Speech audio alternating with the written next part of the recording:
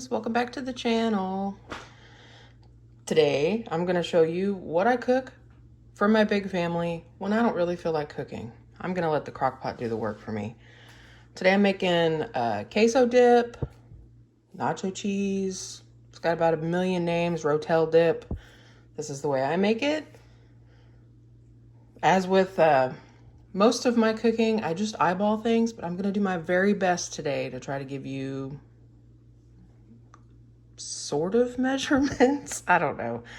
We're just going to go with the flow. So I have my small crock pot.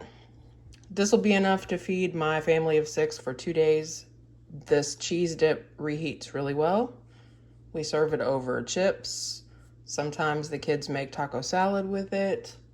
But yeah, I just let it cool off when everybody's done eating. Flip the lid over in the crock pot, put the crock itself into the refrigerator, and then everybody can just have leftovers the next day when they feel like it. And if you know me, I do love to make enough for leftovers. So this is how we make this. This is 1 block of velveeta or any melting cheese. It's not really cheese, but it does melt down really well and make a good nacho sauce. So I've just cut it up into kind of 1-inch cubes. Doesn't really matter, just helps it melt a little faster. And I'll cook this on high until it's done, and then I'll just put it on keep warm until my kids get home from work and they can serve themselves. Easy peasy, and I don't have to fool with it. Isn't that lovely? This is 1 medium tomato. I am going to add Rotel, but I do like the texture that fresh tomato gives it, so I've just diced that up pretty small. This is a small bunch of cilantro. If you don't like cilantro, just omit it. We really like cilantro, so I'm gonna throw that in there. This is a small bunch of green onions, the white parts and the green parts.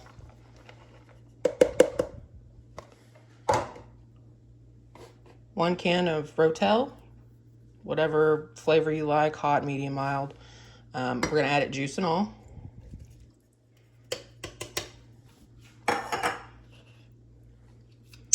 About 1.5 cups of milk.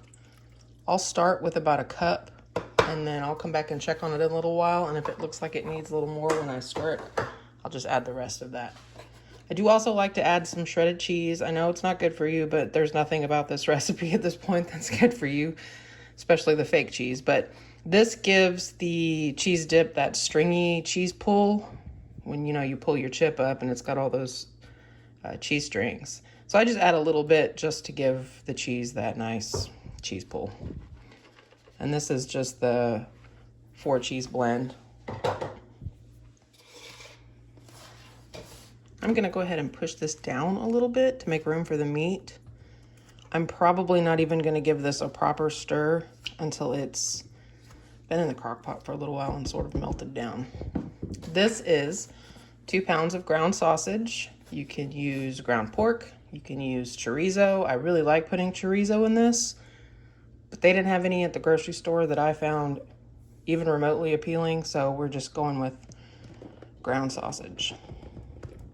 I did pre-cook it, and then I just, dipped it out of the pan and then used a paper towel so I'm not getting all that excess grease in my cheese dip, because that's pretty gross. I didn't season the meat. I'm going to season the top of this. And as I said, I'll come back in a little while and stir it all together. You could just use taco seasoning if you're just not feeling it. I do have a recipe for my own taco seasoning. I'll leave a little card up here if you want to check that out. But that has salt in it, and because the Velveeta cheese is already pretty salty, I'm just going to add everything else independently. And this is where it gets weird, because usually I just season whatever looks good, but I'm going to try to give you guys a measurement today. I'm going to put, I don't know, 1.5 tablespoons of garlic powder. You could use fresh garlic. Like I said, this is just quick and easy for me. I'm going to use maybe teaspoon of oregano. This is oregano that I grew and dried from my garden, so I'm going to break it up just a little bit when I put it in.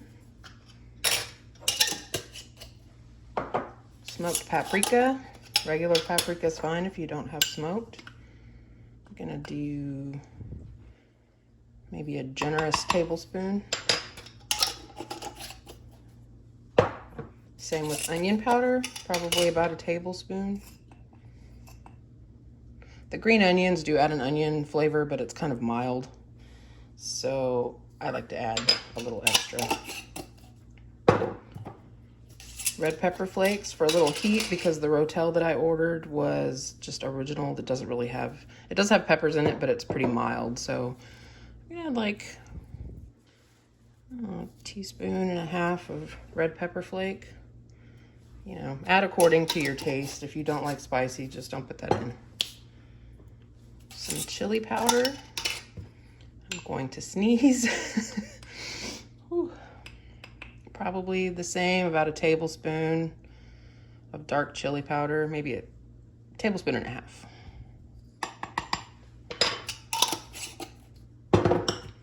And cumin. And this is not open. So give me just a second. Success. For cumin, I like the flavor of cumin. So I'm gonna go with like a generous tablespoon and a half, maybe. And one more thing, because as I said, I am never prepared. I'm gonna add just a little bit of coriander. I know there's cilantro in there, but this has kind of like a citrusy flavor. I think it just adds a nice little note. So that's basically it, y'all. Actually, black pepper. I'm gonna add a little bit of black pepper. And then I'm just gonna leave this alone. I'm gonna let the cheese start to melt down.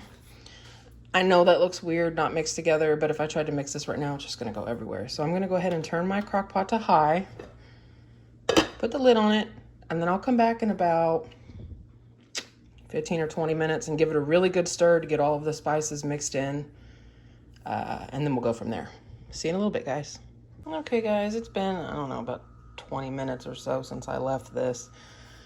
I did my dishes and went out and checked on my garden, so I just want to show you what it looks like after it's had a little while to sort of melt down so that I can stir it.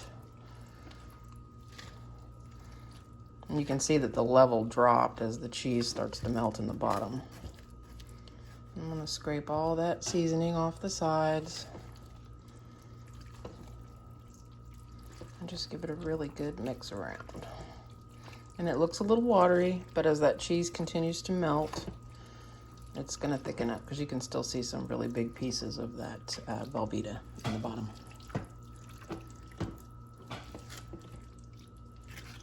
It smells delicious.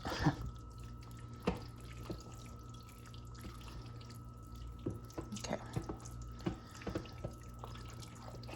Just stir the bottom really well, make sure nothing's sticking. And I'm gonna put the lid back on it and let it go until that cheese is completely melted and the flavors have had time to marry. So we'll be back. Okay guys, so it's been maybe like another 30 minutes and I'm pretty sure this is done, but I'm gonna give it a quick peek. See how it looks, make sure everything is melted. See if I can get you guys in here a little closer. I don't see any big chunks of cheese or anything, and there's that stringiness that I said comes from adding just a little bit of the store-bought shredded cheese. But yeah, that's supper and leftovers for the kids. Like I said, some of my children like to eat this like just nachos. They just pour the cheese on top of their chips. Some folks in this house dip. I dip my chips in.